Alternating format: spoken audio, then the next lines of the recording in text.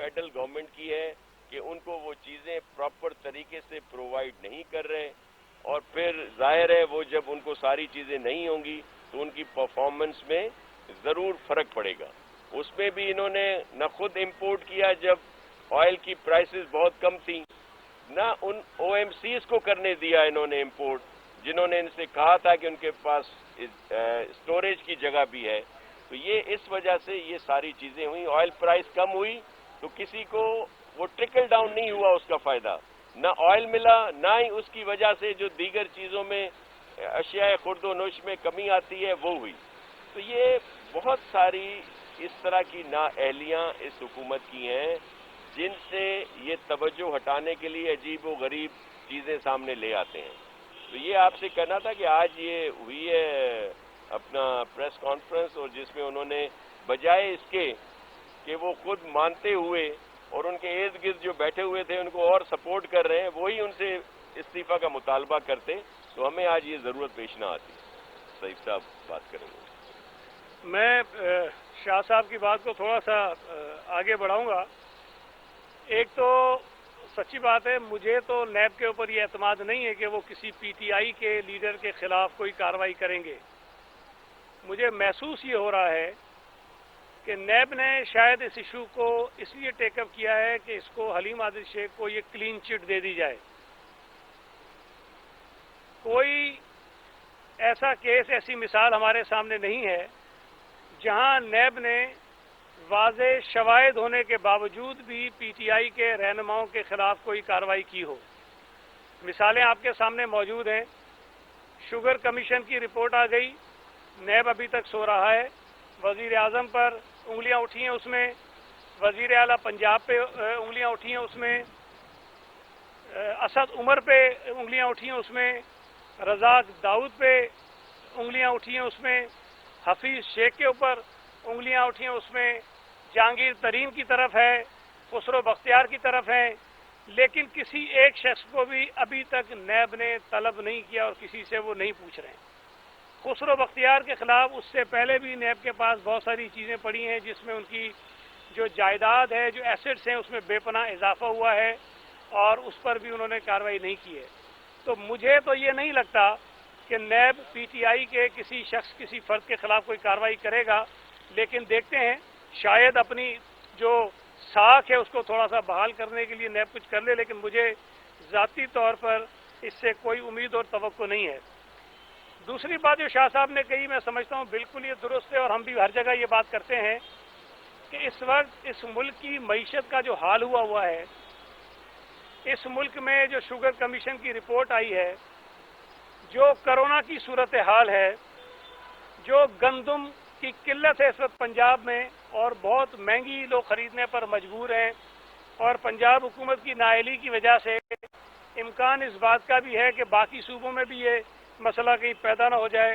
Petrol mafia जो है उसको जिस तरह इन्होंने नवाजा है, 26%, 27% से लेकर 66% तक कीमतें बढ़ाकर, PIA का जिस तरह इन्होंने धड़न तख्ता किया है, पूरी दुनिया में PIA का तबाह बर्बाद करके रख दिया है। तो हालत ये हो गई कि इथोपिया ने भी कह दिया कि पाकिस्तानी पायलट जो हैं वहाँ पर उनके जहाज़ नहीं उड़ा सकते हैं। तो इससे बड़ी और क्या जिल्लत हो सकती है। अफगान करेंसी जो है इस वक्त पाकिस्तानी रुपए के मुकाबले में महंगी हो गई है। डॉलर की कीमत कहाँ से कहाँ पहुँच गई है। तो ये जो अवाम के जेन्युइन इशूज़ हैं, जो मईशत का जनाजा उन्होंने निकाल दिया है, उन तमाम अवामी इशू से तवज्जो हटाने के लिए इस नालायक और नाअहल हुकूमत ने ये अजीब एक ड्रामा शुरू कर दिया है कि नॉन इशूज़ को ये खड़ा करते हैं, उस पर शोर मचाते हैं और शोर मचाने के बाद मीडिया की तवज्जो डाइवर्ट कर देते हैं उन चीज़ों की तरफ। जिस तरह अली ज़ैदी साहब, जिनको मैं एक वो चवल कहता था, उस पर एतराज़ करते थे, लेकिन उन्होंने साबित अपने आप को किया है कि वो चवल नहीं है, वो महाचवल है। मतलब ये कि वो चवलों के भी सरदार हैं। मिसाल आपके सामने रख देता हूँ। उन्होंने एक तो वो जो नामालूम मोटरसाइकिल सवार, उनको एक लिफाफा घर पे दे गए थे। उस लिफाफे की बुनियाद पर उन्होंने समझा कि उन्होंने कोई ऐसी चीज़ जो है वो दरियाफ्त कर ली है जो दुनिया में किसी को नहीं पता थी, और जिस तरह वो चहक चहक के, लहक लहक के वो जिस तरह اپنی کارستانیاں بتاتے ہیں تو انہوں نے سمجھا میں نے بڑا کارنامہ کر دیا ہے، لیکن اس کے بعد ایک اور بڑا بھنڈ انہوں نے مارا. انہوں نے پرسوں رات یہ کہا کہ میں بہت زبردست جو ہے وہ ویڈیو لے کر آ رہا ہوں اور اس سے پیپلز پارٹی کے اور زرداری صاحب کے اور پتہ نہیں کس کس کے وہ پتہ نہیں کیا کیا چیزیں بے نقاب کر دیں گے. پوری قوم، پورا ملک، پورا میڈیا پریشان کہ پتہ نہیں کون سا طوفان آ رہا ہے، کون سی قیامت آ رہی ہے صبح. اور صبح انہوں نے ایک ویڈیو ریلیز کی شیخ حبیب جان کی، اور اس میں جو کچھ تھا وہ آپ نے دیکھا. لیکن میں یہ بات پچھلی اپنی 3 پریس کانفرنس میں کہہ چکا ہوں اور ان میں سے کسی نے جواب نہیں دیا. میں یہ بات کہہ رہا تھا کہ پی ٹی آئی کا امن کمیٹی کے ساتھ رابطہ تھا. میں یہ بات کہہ رہا تھا کہ علی زیدی نے جو شاہ زیب خانزادہ کے پروگرام میں جھوٹ بولا، جب اسی جی آئی ٹی کے اندر یہ لکھا ہے عزیر بلوچ نے کہ جی پی ٹی آئی امن کمیٹی کو اپنی پارٹی میں شامل کرنا چاہتی تھی، تو علی زیدی صاحب کہتے ہیں کہ نہیں مجھے تو نہیں پتا، یہ تو میں نے جی آئی ٹی میں پڑھا ہے. اس سے بڑا سفید جھوٹ کوئی نہیں ہو سکتا. میں دوبارہ دوہرا لوں اپنی باتوں کو. صدر پاکستان عارف علوی، گورنر سندھ عمران اسماعیل اور علی زیدی، ان تینوں افراد نے ایک 3 رکنی کمیٹی بنائی. اس 3 رکنی کمیٹی کو یہ ٹاسک دیا کہ آپ امن کمیٹی سے رابطہ کریں اور ان کو پی ٹی آئی میں شامل کرنے کے لیے راضی کریں. اور اس 3 رکنی کمیٹی نے رابطہ کیا اور اس کے بعد ان کی جو رابطے تھے وہ بڑھے، اور پھر پی ٹی آئی کے جو دھرنے تھے کراچی کے، جو سی وی پر انہوں نے دھرنا دیا، اس میں امن کمیٹی کے لوگ شریک ہوتے رہے اور ان کے اسٹیج پر بیٹھتے رہے اور ان کی دعوتیں ہوتی رہیں، ان کی ملاقاتیں ہوتی رہیں. کراچی سے منتخب ہونے والے ایک ایم این اے کے گھر پر یہ باتیں میں کہتا رہا ہوں اور ان میں سے یہ مان نہیں رہے تھے، لیکن حبیب جان نے ان تمام باتوں کی تصدیق کی ہے کہ کراچی میں ہونے والے پی ٹی آئی کے جلسے امن کمیٹی کی وجہ سے کامیاب ہوئے اور اس میں ان کے لوگ شریک ہوتے رہے. جو پی ٹی آئی کا دھرنا تھا، اس دھرنے میں بھی امن کمیٹی کے لوگوں نے بھرپور تعداد میں شرکت کی اور وہاں تقریریں بھی کی. اور یہ بھی کہا حبیب جان نے کہ علی زیدی اس بات کو جھٹلائیں کہ وہ رابطے میں تھے اور وہ درخواست کرتے رہے امن کمیٹی کے لوگوں سے کہ وہ جلسے کامیاب کرائیں، ان کے دھرنے میں آئیں. یہ ساری چیزیں ہوتی رہی ہیں اور اب یہ ثابت ہوا کہ جو میں کہہ رہا ہوں وہ 100% درست ہے اور جو علی زیدی کہہ رہا تھا ہمیشہ کی طرح وہ جھوٹ ہے. اب بھی میں کہہ رہا ہوں کہ وہ جھٹلائیں میری باتوں کو. میں اور چیزیں بتاؤں گا، وہ کہیں کہ میں غلط کہہ رہا ہوں، وہ کہیں کہ انہوں نے کمیٹی نہیں بنائی تھی، وہ کہیں کہ دھرنے میں لوگ نہیں آئے تھے، وہ کہیں کہ جلسوں میں لوگ نہیں آئے تھے، وہ کہیں کہ ایم این اے کے گھر پہ دعوتیں نہیں ہوئی تھیں. جن دعوتوں میں، جن کھانوں میں، جن میٹنگز میں علی زیدی بھی موجود ہوتا تھا، عمران اسماعیل بھی موجود ہوتا تھا اور ہمارے صدر پاکستان عارف علوی صاحب بھی موجود ہوتے تھے. تو یہ بات ثابت ہوئی کہ ان کا رابطہ تھا. اور کل رات مرتضی علی شاہ جو لندن میں ہوتے ہیں، انہوں نے حبیب جان کا ایک انٹرویو کیا اور اس انٹرویو میں حبیب جان نے یہ ساری باتیں نہ صرف مانی بلکہ ایک نیا انکشاف کیا. اس نے بتایا کہ حبیب جان کے فون سے اور لندن میں پی ٹی آئی کی کوئی خاتون رہنما غالباً رابعہ ان کا نام ہے شاید، ان کے فون پر عمران خان اور ڈاکٹر ذوالفقار مرزا کی بات ہوئی سن 2011 میں، اور وہاں پر یہ ساری چیزیں طے ہوئیں کہ امن کمیٹی پی ٹی آئی کو سپورٹ کرے گی اور اس کے بعد وہ ساری چیزیں ہوتی رہیں. امن کمیٹی میں حبیب جان شامل ہوا جس کا میں نے کہا تھا. حبیب جان نے اس بات کو تسلیم کیا کہ وہ بالکل پی ٹی آئی میں شامل ہوا تھا، یہ بات بھی اس نے تسلیم کر لی ہے. اور یہ بات علی زیدی نے 2014 میں اپنے ٹویٹ کے ذریعے بھی مانی تھی. وہ سمجھتا ہے کہ لوگ بھول جاتے ہیں. اس ٹویٹ میں علی زیدی نے اس بات کو تسلیم کیا کہ حبیب جان پی ٹی آئی میں شامل ہوا ہے اور لیاری کے بہت سے افراد جو ہیں اس میں شامل ہوئے ہیں. اسی ٹویٹ پر جب کسی ایک شخص نے نیچے کمنٹس میں لکھا کہ بھائی یہ تو قاتل ہیں، تو نیچے علی زیدی صاحب کمنٹس میں لکھتے ہیں کہ ان کے خلاف جتنے مقدمات ہیں وہ پولیٹیکلی موٹیویٹڈ ہیں اور میں نے یہ ساری باتیں چیک کر لی ہیں. 2014 میں یہ جو مہا چول صاحب ہیں انہوں نے تصدیق کی، پہلے اس بات کی کہ امن کمیٹی کے خلاف جو مقدمات ہیں وہ پولیٹیکلی موٹیویٹڈ ہیں، اور آج 2020 میں بیٹھ کر وہ صاحب جی آئی ٹی نکالتے ہیں جو ان کو گھر پہ کوئی دے گیا ہے. اس جی آئی ٹی کو یہ سچ مانتے ہوئے پیپلز پارٹی کی قیادت کے اوپر الزامات لگا دیتے ہیں. چلو ٹھیک ہے بھائی، آپ نے لگا دیے. میرا سوال آج پھر یہی ہے کہ بھائی آپ پیپلز پارٹی کے خلاف ایک کمپین شروع کر رہے ہیں یا آپ دہشت گردی کے خلاف کمپین شروع کر رہے ہیں؟ وہ کہیں گے دہشت گردی کے خلاف کر رہا ہوں. تو دہشت گردی کے خلاف جب آپ کر رہے ہیں تو آپ کی زبان پہ تالے کیوں پڑ جاتے ہیں؟ آپ کیوں ذکر نہیں کرتے ہیں بلدیہ ٹاؤن فیکٹری کی جی آئی ٹی کی؟ اس کا ذکر آپ کیوں نہیں کرتے ہیں؟ اس میں تو کوئی اگر مگر نہیں ہے، کوئی دوسری رپورٹ نہیں ہے. ایک رپورٹ ہے جس میں واضح طور پر بتایا گیا کہ کس سیاسی جماعت نے کس طرح سے یہ ساری چیزیں کی ہیں اور وہ آپ کے اتحادی ہیں. ذوالفقار مرزا جن کو یہ صاحب کہتے ہیں وہ تو حر ہیں. اس حر نے 2015 میں اپنے ایک ٹی وی انٹرویو میں جب اس سے پوچھا گیا کہ بھائی یہ جو ساری چیزیں آپ نے کی تھیں جب آپ وزیر داخلہ تھے، آپ نے کسی کے کہنے پہ کی تھی؟ وہ صاحب فرماتے ہیں میں نے کسی کے کہنے پہ نہیں کی تھی، میں نے ساری چیزیں خود کی تھی. جب وہ سارے اپنے اقدامات 2015 میں بھی تسلیم کرتا ہے، مانتا ہے، تو علی زیدی صاحب کہتے ہیں کہ نہیں، وہ خود مان رہا ہے لیکن علی زیدی صاحب نہیں مان رہے ہیں. تو میں یہ سمجھتا ہوں کہ علی زیدی صاحب کو جو نہیں ہے، خیر ان سے یہ توقع رکھنا بھی بیکار ہے. ڈھٹائی کی انتہا پر ہیں پی ٹی آئی کے لوگ، ان کو کوئی فرق نہیں پڑتا، ان کو کوئی احساس نہیں ہوتا کہ ہم نے کیا چیزیں غلط کی ہیں، کیا جھوٹ بولا ہے، کیا ہم چبلیں مار رہے ہیں، ان کو کوئی فرق نہیں پڑتا.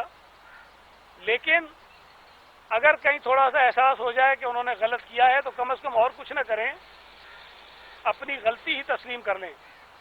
ایک اور چیز جو کے الیکٹرک میں ہو رہا تھا، کے الیکٹرک کے ذریعے کراچی کے شہریوں کے ساتھ ہو رہا تھا، جو ظلم ہو رہا تھا، جو انہوں نے اس شدید گرمی کے ماحول میں اس کرونا کی وبا کے ہوتے ہوئے جو غیر اعلانیہ لوڈ شیڈنگ کراچی کے شہریوں پر مسلط کی، اس پر کل آ کر اعلان فرمایا ہے اسد عمر صاحب نے. اور کہتے کیا ہیں؟ وہ کہتے ہیں جو گیس کا مسئلہ تھا وہ ہم نے حل کر دیا ہے. پھر وہ کہتے ہیں جو فرنس آئل کا مسئلہ تھا وہ بھی ہم نے حل کر دیا ہے. اب آج سے اتوار سے کراچی میں کوئی غیر اعلانیہ لوڈ شیڈنگ نہیں ہوگی. میں نے یہ بات یہاں پر ایک پریس کانفرنس میں کہی تھی اور پھر ایک اور پریس کانفرنس کی اس میں بھی کہی تھی کہ کراچی کے شہریوں کے اوپر جو لوڈ شیڈنگ کا عذاب آیا ہے وہ اس نااہل نالائق سلیکٹڈ حکومت کی نااہلی اور مس مینجمنٹ کی وجہ سے آیا ہے. جس طرح شاہ صاحب نے کہا کہ 25 مارچ کو ایک خط لکھ کر انہوں نے پیٹرول کی جو امپورٹ تھی اس کو روک دیا. ایک پورا جو سائیکل ہوتا ہے اس سائیکل کو انہوں نے بریک لگا دی. اور کے الیکٹرک ان کو جنوری سے یہ لکھ رہا تھا کہ چونکہ جون میں بجلی کی جو ضرورت ہوتی ہے وہ بڑھ جاتی ہے تو ہمیں جو ڈیمانڈ ہوگی وہ بڑھے گی، تو ہمیں فرنس آئل زیادہ چاہیے ہوگا. اس نااہل نالائق سلیکٹڈ حکومت نے اس پر کوئی توجہ نہیں دی اور اس کا نتیجہ یہ نکلا کہ پورے ملک میں نہ صرف یہ کہ پیٹرول کا بحران پیدا ہوا بلکہ کے الیکٹرک کو جو فرنس آئل درکار تھا وہ فرنس آئل ان کو نہیں مل سکا اور جس کی وجہ سے یہاں بحران پیدا ہوا، کرائسس پیدا ہو گئے. آج آ کر وہ اسی کا کریڈٹ بھی لیتے ہیں. پہلے بحران پیدا کرتے ہیں اپنی نالائکی کی وجہ سے اور پھر اس کا کریڈٹ لیتے ہیں ڈرامے بازی کر کے، وہاں کیمپ لگا کے، وہاں دھرنا لگا کے. میں اس وقت بھی کہہ رہا تھا کہ بھائی پی ٹی آئی تو وفاقی حکومت میں بیٹھی ہوئی ہے. پی ٹی آئی کیا ڈرامے کر رہی ہے, دھرنے لگا کے مطالبے کر رہی ہے. آپ کو تو اقدامات کرنے ہیں, آپ کو تو فرنس آئل دینا ہے, آپ کو تو گیس دینا ہے, آپ کو تو ٹیک اوور کرنا ہے. لیکن یہ ساری چیزیں کی, لیکن کیا کیا؟ ساتھ میں بجلی مہنگی کر دی. اب کیسے بیوقوف بناتے ہیں؟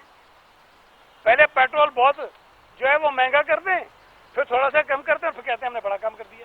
اسی طرح بجلی مہنگی کر دی, بجلی نایاب کر دی, اور اس کے بعد کہتے ہیں دیکھو بجلی کی قلت ہم نے پوری کر دی, لیکن وہ جو قیمت بڑھائی تھی اس کو بھول گئے. تو یہ سیدھی سیدھی ڈرامے بازیاں ہیں. اس ملک کے لوگوں کو دھوکہ دے رہے ہیں, جھوٹ بولتے ہیں, چاہے وہ چینی کا مسئلہ ہو, چاہے وہ گندم کا مسئلہ ہو, چاہے وہ پیٹرول کا مسئلہ ہو, چاہے وہ دوائیوں کا مسئلہ ہو, چاہے وہ پی آئی اے کا مسئلہ ہو, چاہے وہ معیشت کا مسئلہ ہو. ہر ایشو پر یہ جھوٹ بولنے کے علاوہ کچھ نہیں کرتے, انہیں کچھ نہیں آتا. انہوں نے صرف ایک کام اپنے 2 سالہ حکومت میں کیا ہے صحیح, اور وہ ہے اپوزیشن کے لوگوں کے خلاف کیسز بناؤ اور ان کو نیب کے ذریعے گرفتار کرواؤ, بس. اور باقی کوئی ایک کام مجھے بتا دیں جو عمران خان صاحب دعوے کرتے ہوں اور انہوں نے اس کے اوپر عمل کیا ہو, اپنے دعووں کے مطابق وہ چیزیں انہوں نے ٹھیک کی ہو. کسی چیز کو بھی انہوں نے جو ہے وہ ٹھیک نہیں کیا ہے. تو کے الیکٹرک کا جو انہوں نے خیر اب فرنس آئل اور گیس دے رہے ہیں, لیکن کراچی کے لوگوں کے ساتھ پچھلے 1-1.5 مہینے میں جو زیادتی ہوئی ہے اس کی ذمہ دار بھی یہ پی ٹی آئی کی حکومت ہے, اور جو قیمتیں بڑھائی ہیں بجلی کی اس کو بھی فوری طور پر یہ واپس لیں. پیٹرول کی قیمتوں میں جو اضافہ کیا ہے اس کو بھی فوری طور پر واپس لیں. چینی کی قیمتیں جو 85 روپے تک پہنچ گئی ہیں اس کو یہ دوبارہ 50 روپے تک لے کر آئیں. اربوں روپے پاکستانی قوم کی جیبوں سے نکلے ہیں اس کو یہ نکالیں.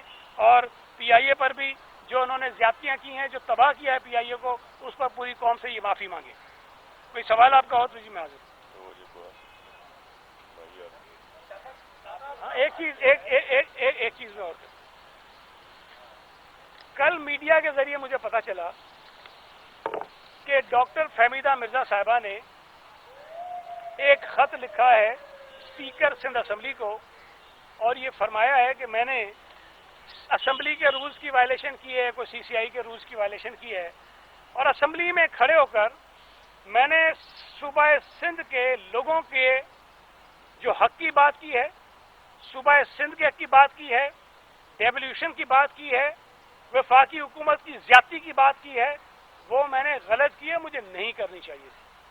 اب مجھے سمجھ نہیں آتا کہ 18ویں ترمیم کے بعد لیبر کا محکمہ ڈیوالو ہو کر اگر صوبوں کے پاس چلا گیا ہے اور وفاقی حکومت آج بھی زبردستی ورکر ویلفیئر فنڈ اور ای او بی آئی کے محکمے کو قبضہ کیے بیٹھی ہے, تو سندھ اسمبلی سے زیادہ بہتر جگہ کون سی ہو سکتی ہے جہاں پہ میں بات کروں؟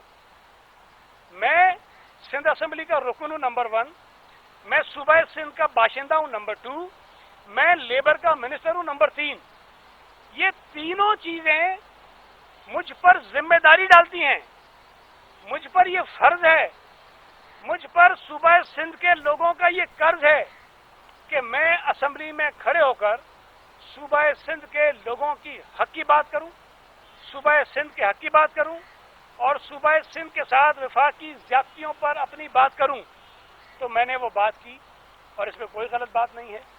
مجھے تو امید یہ تھی کہ محترمہ فہمیدہ مرزا صاحبہ جو بھی جتوائی گئی ہیں صوبہ سندھ سے, جو دعویٰ کرتی ہیں کہ وہ صوبہ سندھ کی قومی اسمبلی میں نمائندہ ہیں, وہ بھی وہی بات کریں گی جو میں کر رہا تھا. لیکن ایک انہوں نے جو میٹنگ ہوئی اکتوبر 2018 میں جو میں نے اٹینڈ کی چیف منسٹر صاحب کے کہنے پر, اس میٹنگ کے منٹس کو انہوں نے پراپر ریکارڈ نہیں کیا. اس میٹنگ کے جو منٹس ہیں اس کو غلط طریقے سے سی سی آئی کے سامنے پیش کیا. تو میں نے اگر یہ بات اسمبلی میں کہی تو میں نے جرم نہیں کیا, میں نے تو اپنی ذمہ داری ادا کی ہے.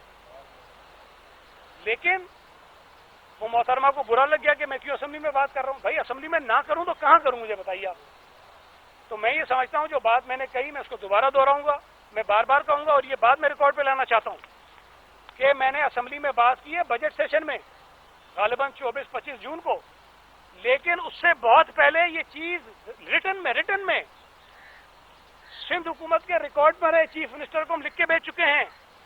चीफ मिनिस्टर साहब ने इस बात की मंजूरी दी है कि अगर सीसीआई को ऐसा फैसला करे जिस पर किसी सूबे को एतराज हो तो हम आर्टिकल 184(1) के तहत सुप्रीम कोर्ट में जा सकते हैं। चीफ मिनिस्टर साहब ने मार्च में इसकी मंजूरी दी है कि हम सुप्रीम कोर्ट से रुजू करें, और सिंध हुकूमत उस फैसले के खिलाफ सुप्रीम कोर्ट से रुजू करने जा रही है। तो ये हमारा हक है, आईना में इसकी इजाजत देता है। फहमीदा मिर्जा साहिबा को सिंध दुश्मनी वाली बातें नहीं करनी चाहिए। वो सिंध से मुंतखब होने का दावा करती हैं, वो सिंध से मुंतखब होकर वजारत में बैठी हैं, उनको वो बात करनी चाहिए जो सूबा सिंध के हक में है। लेकिन मोहतरमा बात वो कर रही हैं जो सूबा सिंध के लोगों के हुकूक के खिलाफ है। तो बराए मेहरबानी मैं उनसे गुजारिश करूंगा कि अपने आप को अगर वो सूबा सिंध की बाशिंदे के तौर पर, यहाँ के नुमाइंदे के तौर पर कहती हैं, तो वो सूबा सिंध के हक की बात करें, सूबा सिंध के हकूक को गसब करने वाली वफाकी हुकूमत के साथ न खड़ी हों।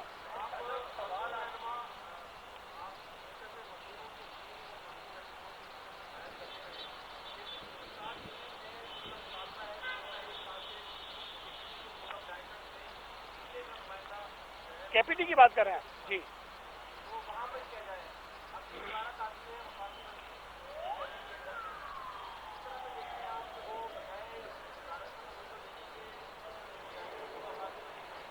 देखें, मैं आपको एक चीज याद कर रहा हूं कि पाकिस्तान पीपल्स पार्टी की जब वफाकी हुकूमत थी तो हमने तमाम वफाकी इदारों में उन इदारों के मजदूरों को शेयर दिए थे। शेयर दे के उनको हिस्सेदार बनाया था, और उसमें यह भी था कि इसके बाद जब शेयर होल्डर हो जाएंगे, हिस्सेदार हो जाएंगे, तो उन मजदूरों का एक नुमाइंदा जो है वो बोर्ड ऑफ डायरेक्टर्स में बैठा करेगा। लेकिन पीएमएलएन की हुकूमत ने उस सिलसिले को रोका, और इन्होंने भी रोका हुआ है। तो हम तो इस बात के एडवोकेट रहे, बल्कि हमने अमली तौर पर ये काम किया। तो हम तो ये समझते हैं कि बिल्कुल हर उस इदारे में जो वफाक के मातहत है वहाँ मजदूरों का एक नुमाइंदा उस बोर्ड का मेंबर होना चाहिए, तो बिल्कुल होना चाहिए।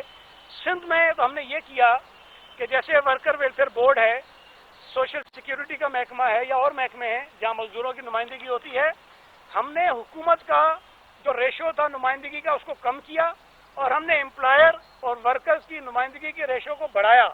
अब जितने बोर्ड्स बनते हैं उसमें 40% वर्कर्स के नुमाइंदे होते हैं, 40% मालिकान के नुमाइंदे होते हैं, और सिर्फ 20% जो है वो हुकूमत की नुमाइंदगी होती है। तो हम तो प्रैक्टिकल ये काम कर रहे हैं। एक कहा जाता है कि एक जो है उसका एक बड़ा पार्टी है, पाकिस्तान पीपल्स पार्टी जिसका सदर है, और वो मिंबर को भी करती है। तो सिंध हुकूमत इसलिए भी के खिलाफ कार्रवाई नहीं करती क्योंकि उसका कारोबारी पार्टनर है, कहीं हमारा बंदे उसमें न फंस जाए। ये तासुर है, क्या कहते हैं आप? देखिए, ये तासुर बिल्कुल गलत है, और उनके खिलाफ अलीम आदिल साहब के खिलाफ इंक्वायरी हो रही है। एंटी करप्शन में भी, रेवेन्यू के जो रिकॉर्ड हैं उसके लिहाज से भी। तो ये तासुर जो है ये गलत है, क्योंकि अगर ऐसी बात होती तो उनके खिलाफ इंक्वायरी ही क्यों शुरू कराई जाती। उनके खिलाफ वैसे भी एंटी करप्शन और बोर्ड ऑफ रेवेन्यू में मुख्तलिफ और बहुत सारी इंक्वायरीज हो रही हैं। तो ये तासुर गलत है कि कोई पार्टी के कोई एमएनए या कोई उनको सपोर्ट कर रहे हैं। अगर कोई सपोर्ट कर रहे होते तो इंक्वायरियां क्यों होती हैं सिंध गवर्नमेंट की तरफ से? साहब, अली जैदी साहब जो है वो हुसैन बलोच की सीआईडी पर को बोलते हैं, लेकिन बल्दिया फैक्ट्री थाने पर जहाँ 350 लोग जिंदा जला दिए गए उसमें नहीं बोलते। पाकिस्तान पीपल्स पार्टी के लोग सिर्फ उसकी सीआईडी और उसकी जो बातें हैं उसका जवाब दिया जाता है, पीपल्स पार्टी की उसको टच नहीं करती। क्यों दोनों पार्टी उसको हाईलाइट नहीं करती? देखिए, मैं एक आपसे गुजारिश करूं, मैं फिर ये कहना चाहता हूं कि मुसीबत ये है कि हमारा पाला पड़ गया चवलों से। देखें, जेआईटी जब बनती है तो जेआईटी को फिर पुलिस के हवाले किया जाता है, रिपोर्ट को होम डिपार्टमेंट के थ्रू, और फिर जब मुकदमात शुरू होते हैं तो वो सारी चीजें उस मुकदमे का हिस्सा बन जाती हैं। अब अदालतें उसको कितना वजन देती हैं, कितनी अहमियत देती हैं, ये अदालतों पर मुनहसर है। आज इस मौके पर जहां हम बैठे हैं, उजैर बलोच के खिलाफ भी दर्जनों केसेस अदालतों में हैं, निसार मोराई साहब के खिलाफ भी केसेस जो हैं वो अदालतों में हैं, और बल्दिया फैक्ट्री का जो केस है वो भी अदालत में है। اس وقت اگر ہم GIT کو پیٹیں گے تو اسے نکلنا کچھ نہیں ہے سوائے اس کے کہ یہ میڈیا پہ تماشا بنائیں. کوئی چیز نہیں نکلنی ہے. اب مصیبت یہ ان چولوں کو پتہ نہیں ہے میں کیا کروں اس کا, مطلب میرے کو کوئی علاج نہیں ہے نا اس کا. تو اگر آپ کہیں کہ ہم بھی ان کی طرح وہ بے وقوفی کی اور فضول باتیں کرنا شروع کر دیں, میں یہ بات بار بار اٹھا چکا ہوں کہ بھائی علی زیدی صاحب کو اگر دہشت گردی کے خلاف ہی بات کرنی ہے تو پھر جب ذکر کرتے ہیں باقی GITs کا تو ان کو بلدیہ فیکٹری کی GIT پر بھی بات کرنی چاہیے. میں تو یہ سمجھتا ہوں کہ یہ باتیں ہی فضول ہیں GITs پر, اس لیے کہ وہ مقدمات عدالتوں میں, جس کے پاس کوئی شہادت ہے ایویڈنس ہے عدالت میں چلا جائے اور جا کر وہ بیان دے دے. وہ بلوچ نہیں ہے ویسے, شیخ حبیب جان ہے. جی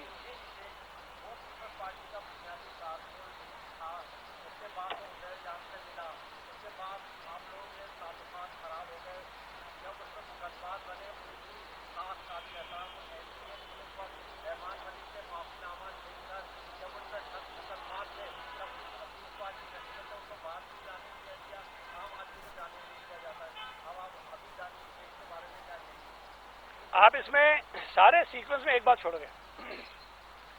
وہ پیپلز پارٹی میں تھے, پیپلز پارٹی کے ٹکٹ پہ وہ الیکشن بھی لڑے, لیکن یہ جب سارے حالات خراب ہوئے تو وہ چلے گئے کسی اور طرف چلے گئے, پیپلز پارٹی کے خلاف ہو گئے. پھر جب یہ سارے معاملات چل رہے تھے تو 2014 میں انہوں نے پاکستان تحریک انصاف میں شمولیت اختیار کی. نہیں جانے ہم نے نہیں دیا میرے بھائی, وہ کل بتا رہے تھے کہ پتہ نہیں ایران سے ادھر ادھر سے چھپا کے گئے. میں عرض کروں آپ سے جو انہوں نے کہا مجھے تو نہیں پتا کیسے گئے, لیکن سوال یہ پیدا ہوتا ہے کہ آج PTI حبیب جان کے بیانات کو بنیاد بنا کر پیپلز پارٹی پر تنقید کرتی ہے. اسی حبیب جان نے وہ باتیں بھی کہہ دی جو میں کہہ رہا تھا کہ PTI تو بابا مائی باپ تھی اس وقت ان کی نا, مطلب بالکل ایک رومیو جولیٹ بنے ہوئے تھے, اور جلسوں میں بھی جا رہے تھے, کھانے بھی کھا رہے تھے, منت ترلے بھی ہو رہے تھے, فونوں پہ رابطے بھی ہو رہے تھے. وہ تو کہتے ہیں کہ علی زیدی ہماری سپورٹ کے بغیر کراچی میں آ نہیں سکتا تھا, عمران خان امن کمیٹی کی حمایت کے بغیر کراچی میں آ نہیں سکتا تھا جب MQM نے اس پہ پابندی لگا دی تھی, اور بھی کئی لوگوں کے نام دیے کہ آ نہیں سکتے تھے. اصل تو جواب اب وہ دینا ان چیزوں کا, ہم تو یہ 6 سالوں سے دے رہے ہیں جواب.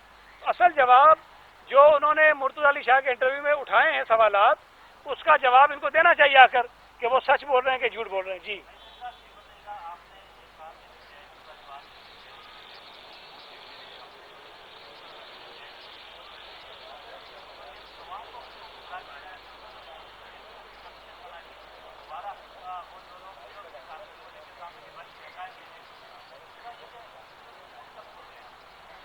دیکھیں, پہلی بات یہ ہے کہ میں نے آپ سے عرض کیا کہ یہ سارے کیسز عدالتوں میں چل رہے ہیں, چالان ہو چکے ہیں بہت سارے کیسز. اب جو مقدمات عدالتوں میں بہت ہی کافی آگے کی سٹیج پر ہوں, اس پر حکومت کوئی اور مداخلت نہیں کر سکتی ہے, وہ فیصلے عدالتوں نے کرنے ہیں. جہاں تک اسکولوں کی بات ہے, 15 سپٹمبر کی بات جو ہوئی ہے, جو تمام صوبوں کے اور وفاق کے جو ایجوکیشن منسٹرز ہیں ان کی میٹنگ میں, وہ ڈیٹ ہم نے رکھی ہے, اناؤنس کی ہے, لیکن اللہ کرے کہ 15 سپٹمبر سے پہلے کرونا کی صورتحال کنٹرول میں آ جائے تو انشاءاللہ تعالیٰ 15 سپٹمبر کو ہم اسکول کھول دیں گے. لیکن خدا نہ خواستہ اگر حالات خراب ہوئے اور 15 سپٹمبر سے پہلے صورتحال کوئی مناسب نہیں ہوئی تو ہو سکتا ہے کہ مزید ہم اس کو آگے بڑھائیں. بہت بہت شکریہ.